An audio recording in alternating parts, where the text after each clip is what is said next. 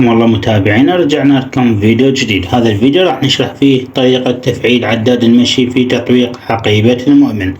تابعوا وياي الشرح ولا تنسى اللايك والاشتراك. أول شي نقوم بفتح تطبيق حقيبة المؤمن. بعد ما فتحنا تطبيق حقيبة المؤمن هنا يجي لك إرشادات التائهين وغيرها، نضغط في أي مكان في الأعلى. بعد ذلك نقوم بالضغط على 3 خطوط الموجودات في الأعلى، ننزل إلى الأسفل راح نلقي عداد المشي، نقوم بالضغط على عداد المشي. هنا يقولك يقوم عداد المشي باحتساب عدد الخطوات.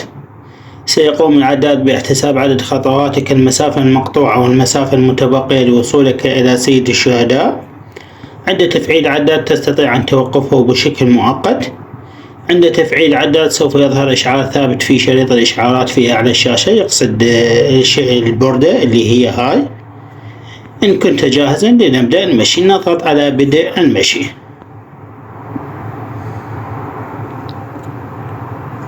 بعد ما ضغطنا على بدء المشي هذا هو الموقع الخاص بنا، وهذه هي كربلاء، وهذه هي نضغط هنا ونقوم بالمسير. راح يحسب لنا الخطوات هنا.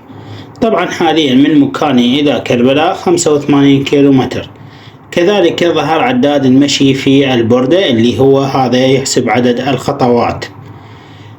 إذا أنت جلست في مكان مثلا في حسينية أو في بيت، تقوم بإيقاف العداد من خلال الضغط هنا، أي إيقاف العداد مؤقتا وليس إيقاف العداد من خلال النقر هنا، لأن إذا نقرت هنا راح تعيد تحسب من جديد. وعندما تكمل مسيرك الشغل العداد وتكمل المسير راح يحسب عدد الخطوات بالتواصل أو باستمرار مع الخطوات السابقة.